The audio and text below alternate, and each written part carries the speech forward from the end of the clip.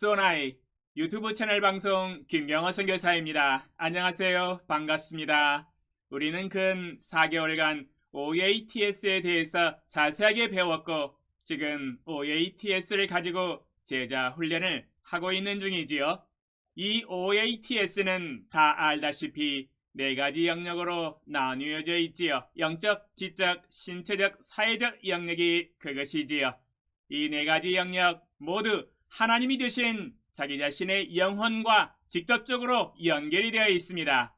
우리가 이 땅에 태어났을 때 모두 가지고 태어나는 것들이지요.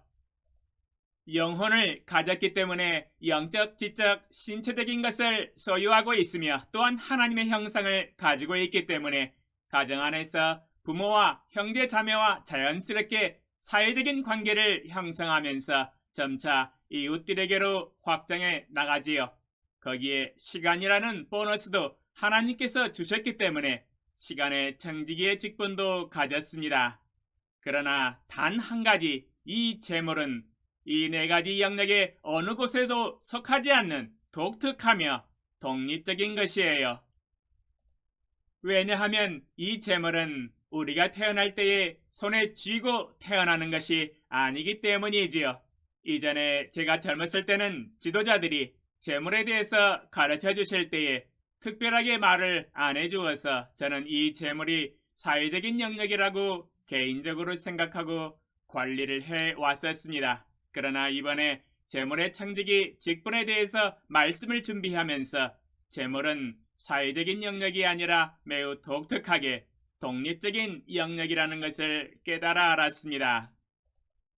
재물은 OATS 안에서 독립적으로 관리를 해 주어야 합니다. 그러므로 오늘 강의는 OATS에서 마지막 수업이 되겠습니다. 오늘 강의까지 학점을 따야 OATS 공부를 마스터했다고 간주할 수 있겠어요?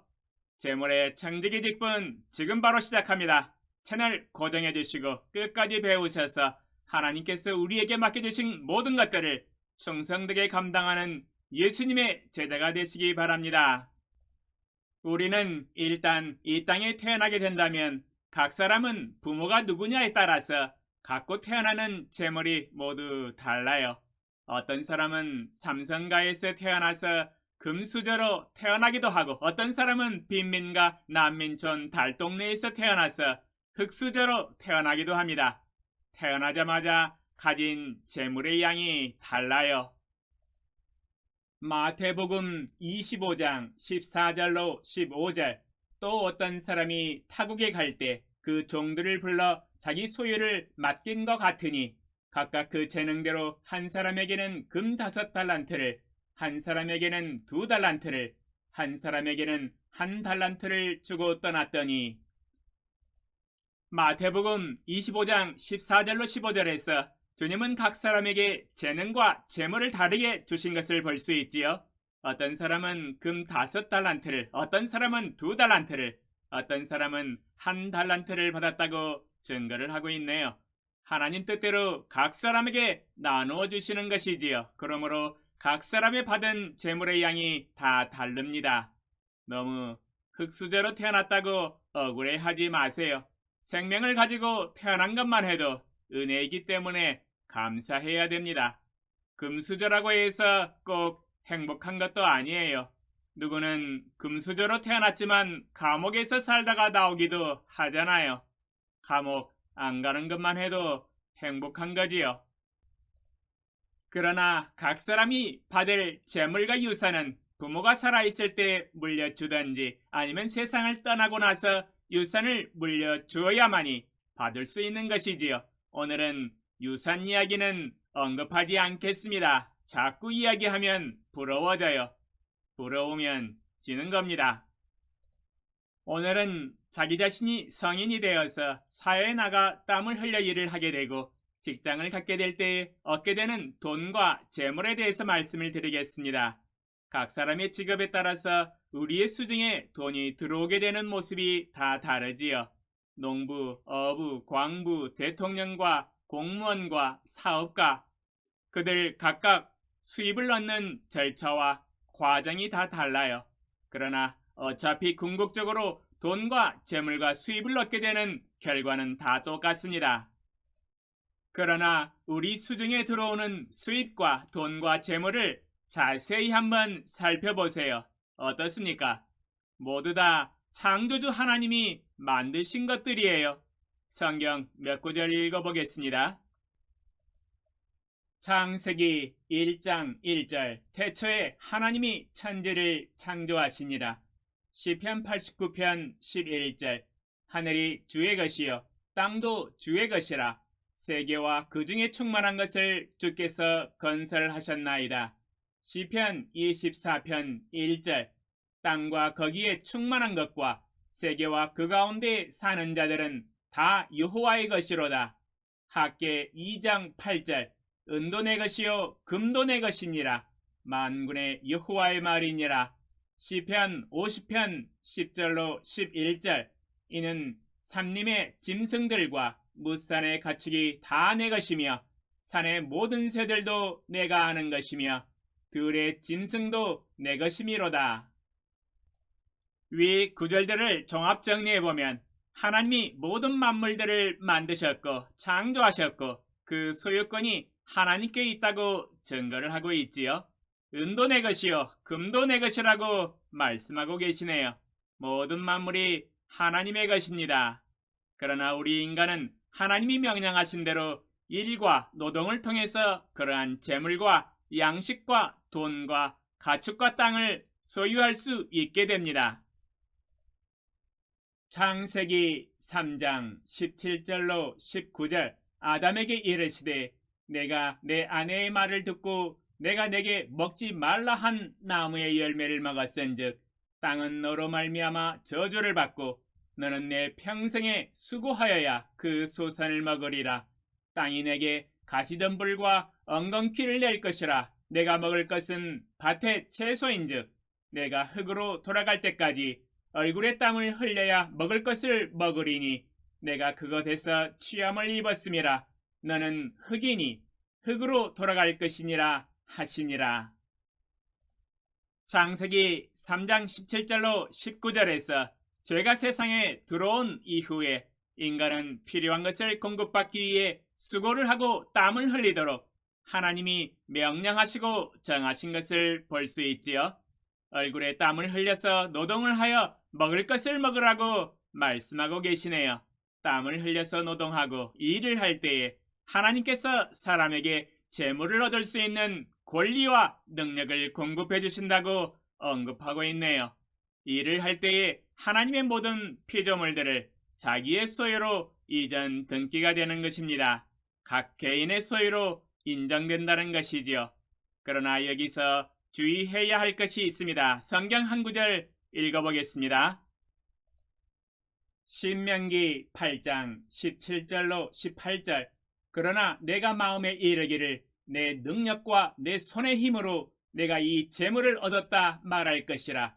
내 하나님 여호와를 기억하라. 그가 내게 재물 얻을 능력을 주셨음이라. 이같이 하심은 내 조상들에게 맹세하신 언약을 오늘과 같이 이루려 하심이니라.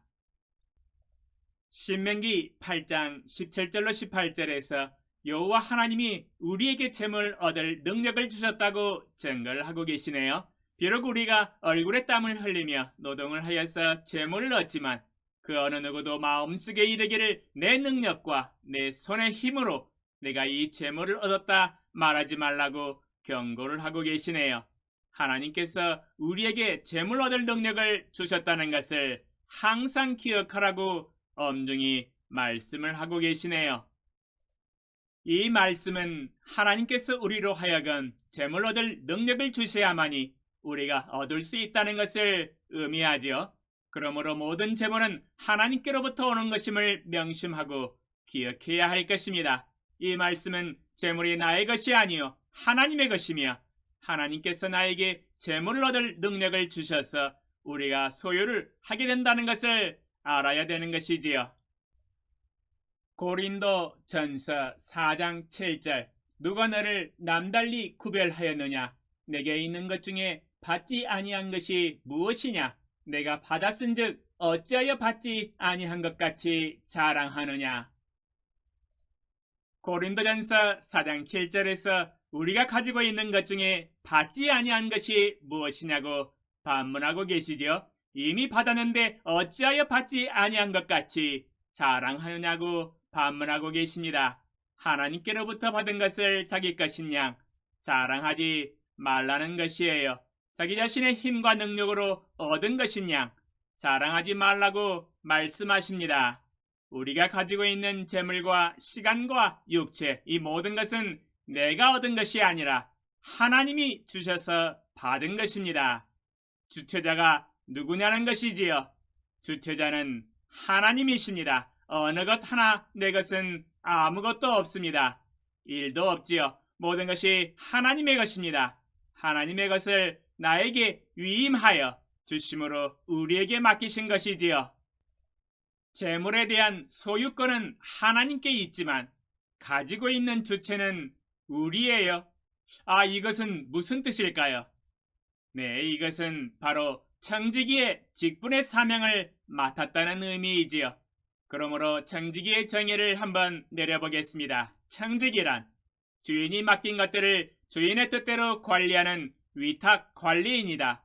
주인의 재산을 관리하는 책임을 위임받은 사람이다 라고 정의를 내려볼 수 있습니다. 지금 우리가 가지고 있는 재물과 돈은 모두 하나님이 잠시 살아있을 동안에 나에게 맡기신 것들이에요. 그러므로 우리는 하나님의 것을 주인의 뜻대로 탁월하게 잘 관리하고 사용해서 이윤과 열매를 맺어야 합니다. 이것이 바로 재물의 청지기의 직분이지요.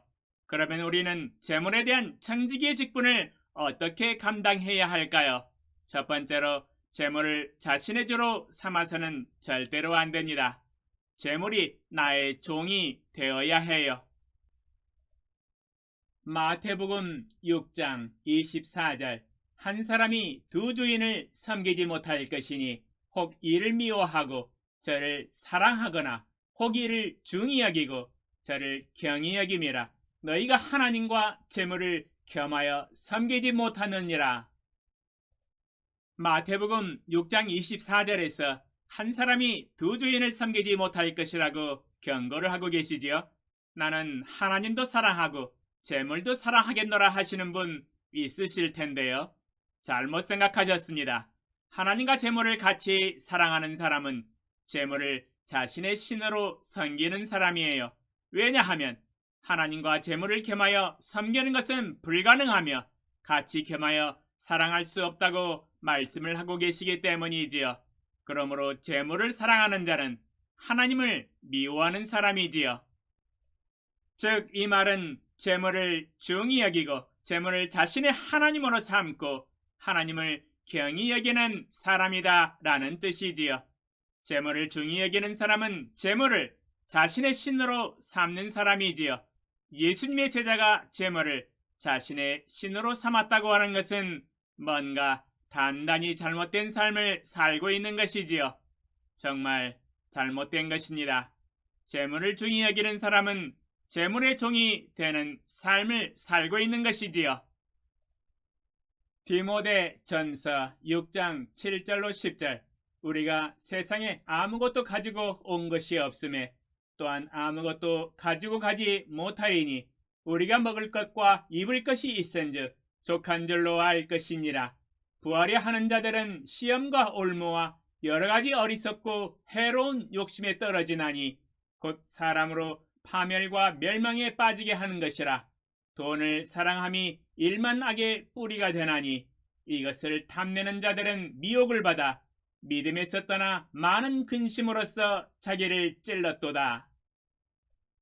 디모데전서 6장 7절로 10절에서 부하려 하는 자, 돈을 사랑하는 자, 돈을 중히 여기는 자, 하나님을 경히 여기는 자는 시험과 올무와 여러가지 어리석고 해로운 욕심에 떨어져서 사람으로 파멸과 멸망에 빠지게 될 것이라고 경고하고 계시네요. 돈이 자신의 하나님이 되어버린 사람은 일만하게 뿌리를 먹고 있는 것이며 돈을 탐내는 자들은 미혹을 받아 믿음에서 떠나 많은 근심으로써 자기를 찌르고 파괴시킬 것이라고 경고를 하고 계시네요. 돈은 절대로 경배의 대상이 될 수 없지요. 돈은 사랑해야 할 대상이 아닙니다. 부하려 하는 자는 돈을 사랑하는 자요, 돈을 경배하는 사람입니다. 돈을 자신의 신호로 삼는 사람이지요. 배금주의 사상은 하나님의 사상과 완전히 정반대입니다. 하나님의 뜻이 아니에요. 먹을 것과 입을 것이 있은즉 족합니다. 충분해요. 그러므로 돈은 우리가 사용해야 할 종입니다. 돈이 나의 종이 되어야지 내가 돈의 종이 되어서는 절대로 안 됩니다. 하나님이 만드신 모든 피조물과 만물들은 우리가 잘 사용해야 돼요. 우리의 종으로 만들어야 합니다. 그 반대로 하면 안 되겠지요. 두 번째로 땀을 흘리며 일을 하여서 돈을 벌어야 합니다. 그러할 때 재물을 우리의 손에 쥘 수 있지요. 하나님은 노동을 통해서 재물을 우리에게 위임하십니다. 데살로니가 후서 3장 10절 우리가 너희와 함께 있을 때에도 너희에게 명하기를 누구든지 일하기 싫어하거든 먹지도 말게 하라 하였더니 데살로니가 후서 3장 10절에서 일하기 싫어하는 사람은 먹지도 말라고 명령하고 계시지요. 우리는 하나님의 명령대로 얼굴에서 땀을 흘리며 일을 하여서 돈과 재물을 얻어서 먹고 살아야 합니다. 하나님은 노동을 통해서 우리에게 재물과 돈을 맡기시고 위탁하십니다. 우리가 일을 할 때 우리의 수중에 돈이 들어오게 되는 것이지요. 잠언 11장 1절 속이는 저울은 여호와께서 미워하시나 공평한 추는 그가 기뻐하시느니라. 에베소서 4장 28절 도둑질하는 자는 다시 도둑질하지 말고 돌이켜 가난한 자에게 구제할 수 있도록 자기 손으로 수고하여 선한 일을 하라.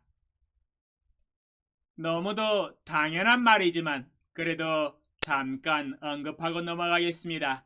이 두 구절을 통해서 하나님은 우리로 하여금 정직한 방법으로 돈을 벌라고 말씀하고 계시지요. 속이는 저울, 도둑질, 사기쳐서 재물을 얻는 것, 이 모든 것 하나님이 미워하시는 죄악이지요. 그러므로 우리는 정직한 방법으로 노동을 할 때에 하나님께서 우리에게 재물을 주십니다. 세 번째로 하나님께서 맡기신 돈과 재물을 지혜롭게 관리를 하라고 권면하고 계십니다.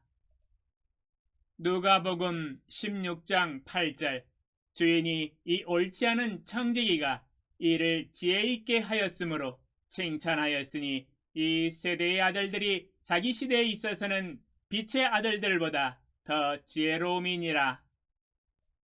누가복음 16장 8절에서는 옳지 않은 청지기가 이를 지혜 있게 한 것에 대해서 칭찬을 하신 것을 볼 수 있지요.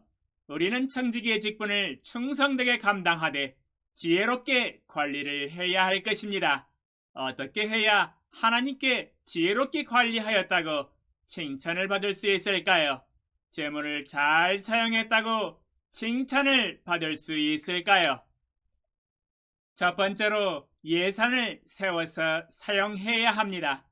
우리는 지금까지 시간도 계획을 해서 관리를 하였고 신체도 계획을 해서 관리를 해왔습니다. 이제 마지막으로 이 재물도 또한 앞을 내다보고 예산을 계획해서 사용해야 합니다. 잠언 16장 9절 사람이 마음으로 자기의 길을 계획할지라도 그의 걸음을 인도하시는 이는 여호와시니라. 잠언 16장 9절에서 사람이 마음으로 자기의 길을 계획한다고 증거를 하고 있지요. 지혜로운 자는 마음으로 자기가 사용할 돈을 예산 계획을 세워서 지혜롭게 사용합니다. 이러한 사람이 지혜로운 사람이지요. 나는 무계획이 나의 계획이다 말하는 사람이 있지요. 그러한 사람은 계획 없이 예산을 세우지 아니하고 막 사는 사람이에요. 이는 지혜롭지 못하며 하나님의 뜻이 아닙니다. 지금 대부분의 직장이 한 달 일하고 한 달에 월급을 받지요. 한 달에 월급을 받았으면 마음을 들여서 다음 한 달을 어떻게 사용할 것인가 기도하고 예산을 계획해서 사용해야 할 것입니다. 두 번째로 우리는 예산을 세울 때 가장 먼저 하나님께 헌금을 떼어서 우선순위로 드려야 합니다. 신명기 14장 22절로 23절 너는 마땅히 매년 토지소산의 11조를 드릴 것이며 내 하나님 여호와 앞 곧 여호와께서 그의 이름을 두시려고 택하신 곳에서 내 곡식과 포도주와 기름의 11조를 먹으며 또 내 소와 양의 처음 난 것을 먹고 내 하나님 여호와 경외하기를 항상 배울 것이니라. 잠언 3장 9절로 10절 내 재물과 내 소산물의 처음 익은 열매로 여호와를 공경하라. 그리하면 내 창고가 가득히 차고 내 포도즙 틀에 새 포도즙이 넘치리라. 이 두 구절을 통해서 알 수 있는 것은 내 재물과 내 소산물의 처음 익은 열매로 여호와를 공경해야 한다는 것이지요. 내 재물과 내 소산물의 처음 익은 열매로 여호와 하나님을 섬기는 것이 바로 여호와 경외하는 것이며 하나님을 가장 첫자리에 내어 드리는 삶입니다. 첫 열매를 하나님께 드리는 것이 하나님을 가장 중히 여기며 먼저 하나님의 나라와 의의를 구하는 삶이며 이는 하나님께 나의 재물을 맡겨드리는 주저권에 대한 순종의 열매입니다. 또한 하나님이 나의 재물을 다스리실 수 있도록 위탁하는 것입니다. 우리가 만약 하나님을 헌금을 통하여 가장 첫자리에 모시게 될 때에 이로 인하여 내 창고가 가득히 차고 내 포도즙 틀에 새 포도즙이 넘치게 되며 물질적인 축복을 넘치게 받게 될 것이라고 약속을 하고 계세요. 하나님께 드리는 헌금은 약속 있는 삶이지요. 여기서 잠시 광고 하나 하고 지나가겠습니다. 구약의 율법인 11조에 대한 설교는 설명하기가 매우 어렵고 복잡하기 때문에 한두 시간 설교를 자세하게 해야 합니다. 조만간에 완벽하게 준비해서 꼭 설교를 해드릴 예정입니다. 지금 여기서 잠깐 결론으로 한마디로 말씀드리면 헌금은 하나님께 드려야 한다는 것이지요. 마태복음 6장 19, 20절 너희를 위하여 보물을 땅에 쌓아두지 말라. 거기는 좀과 동록이 해하며 도둑이 구멍을 뚫고 도둑질하느니라. 오직 너희를 위하여 보물을 하늘에 쌓아두라. 거기는 좀이나 동록이 해하지 못하며 도둑이 구멍을 뚫지도 못하고 도둑질도 못하느니라. 마태복음 6장 19, 20절에서는 보물을 하늘에 쌓아두라고 권면하고 계시지요. 보물을 하늘에 쌓아두는 삶은 헌금을 가리키고 있습니다. 이 세상에 소망을 두지 아니하고 천국에 소망을 두고 천국에 보물을 쌓아두는 삶, 하나님의 심판날에 하나님이 상급으로 갚아주실 것입니다. 그러므로 우리는 예산을 세울 때 가장 먼저 하나님께 헌금을 떼어서 우선순위로 드림으로 첫 열매를 하나님께 드리는 삶을 살아야 할 것입니다. 이것이 바로 먼저 하나님의 나라와 하나님의 의를 구하는 삶을 실천하는 것입니다. 세 번째로 빚을 지지 말아야 합니다. 자신이 번 돈 내에서 사용하는 법을 배워야 되겠지요. 월급이 만약 300만 원이면 300만 원 내에서 예산을 계획하고 사용해야 되겠지요. 월급은 300만 원인데 무리하게 400만 원, 500만 원을 사용했다면 이는 100만 원, 200만 원의 빚을 진 것이지요. 이는 정상적으로 사용한 것이 아닙니다. 성경에서 빚을 지지 말라고 엄중히 경고하고 계시지요. 잠언 22장 7절 부자는 가난한 자를 주관하고 빚진 자는 체주의 종이 되느니라. 로마서 13장 8절 피차 사랑의 빚 외에는 아무에게든지 아무 빚도 지지 말라. 남을 사랑하는 자는 율법을 다 이루었느니라.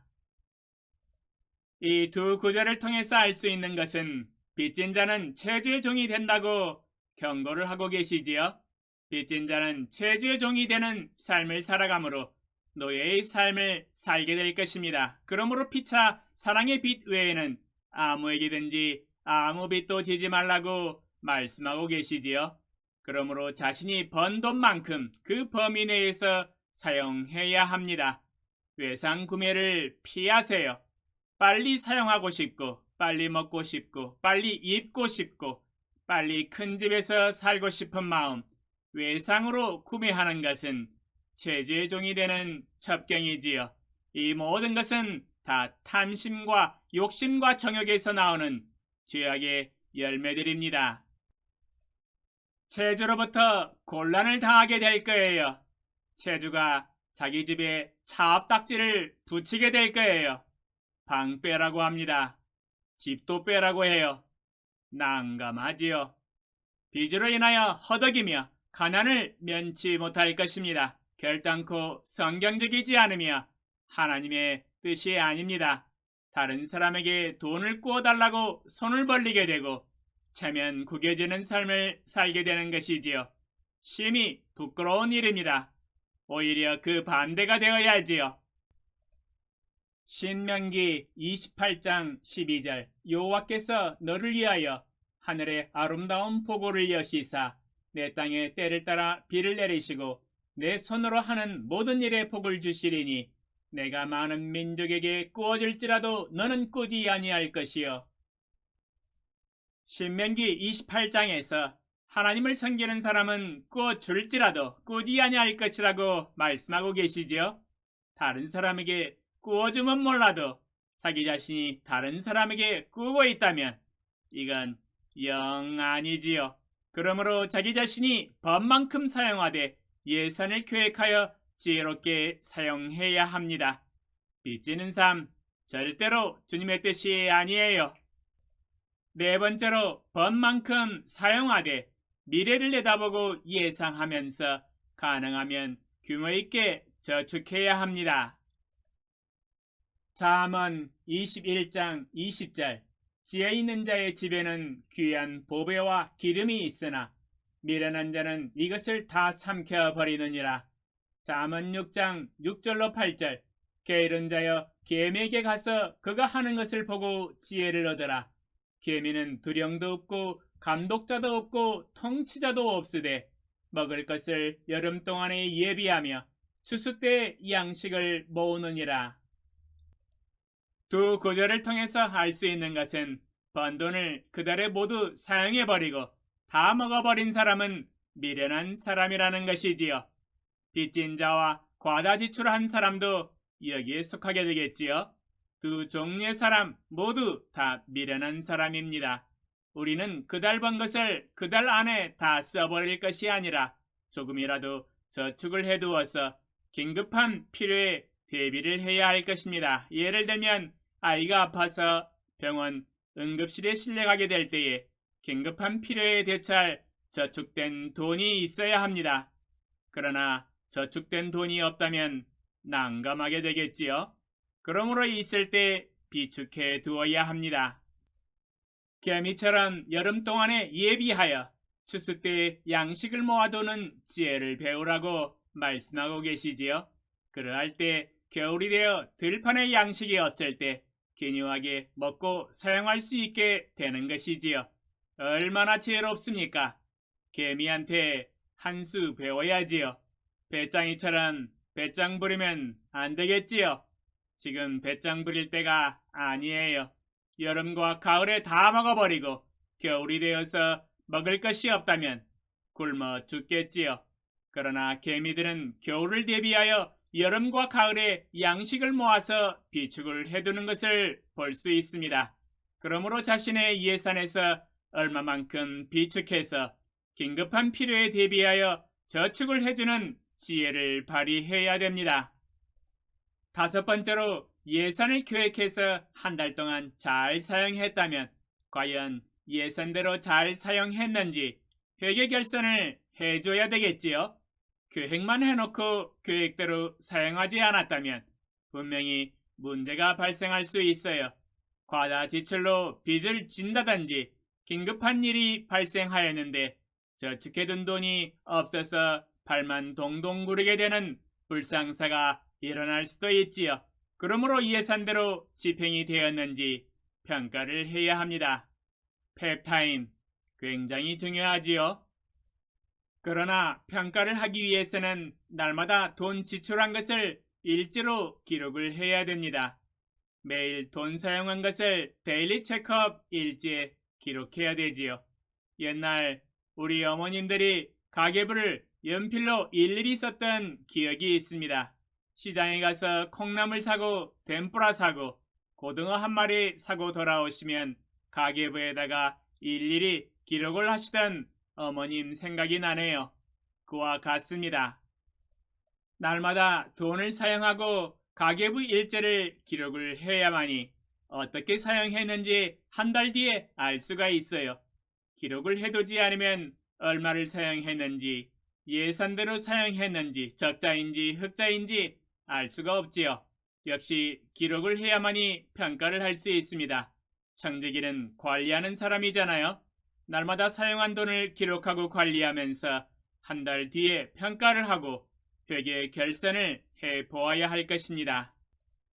우리의 인생이 마치는 날 혹은 주님이 구름 타고 재림하신다면 우리는 하나님 앞에서 우리에게 맡기신 재물에 대해서 회계 결산을 해야 할 것입니다. 말 그대로 청지기의 직분을 충성되게 감당했는지 아니면 자기 마음대로 흥청망청 살았는지 평가를 받을 것이에요.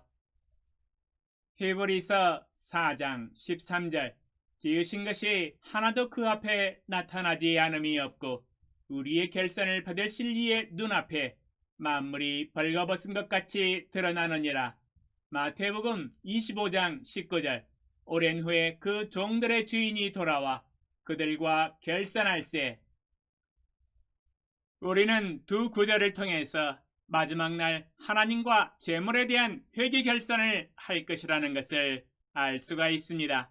하나님과 회계 결산을 했을 때 주님 뜻대로 사용하였고 주인의 뜻대로 충성되게 관리하고 열매를 맺고 이윤을 남겼다면 그때 우리는 하나님께로부터 잘하였도다 충성된 종이라는 칭찬을 받을 것입니다. 칭찬만 받겠습니까? 영광과 명예와 상급도 있지 않겠습니까? 그러나 심판대 앞에서 모두가 칭찬받는 사람이겠습니까? 성경에 나와 있지요. 땅속에 파묻었다가 가지고 나온 한 달란트 받았던 종은 주인으로부터 악하고 게으른 종이라는 책망을 받지 않았습니까? 이는 하나님이 맡겨주신 재물을 주님 뜻대로 살지 아니하고 자기 마음대로 미련하게 흥청망청 사용하다가 빚지면서 살다가 체주의 노예의 삶을 살며 돈의 노예가 되어 정욕과 탐욕대로 살다가 하나님께 책망을 받은 사람입니다. 지금 하나님과 당신이 재물의 창지기 직분에 대한 회계 결산을 하신다면 당신은 어느 곳에 속한 사람입니까? 하나님 앞에서 자신의 삶을 돌아보면서 평가하고 기도를 해보시기 바랍니다.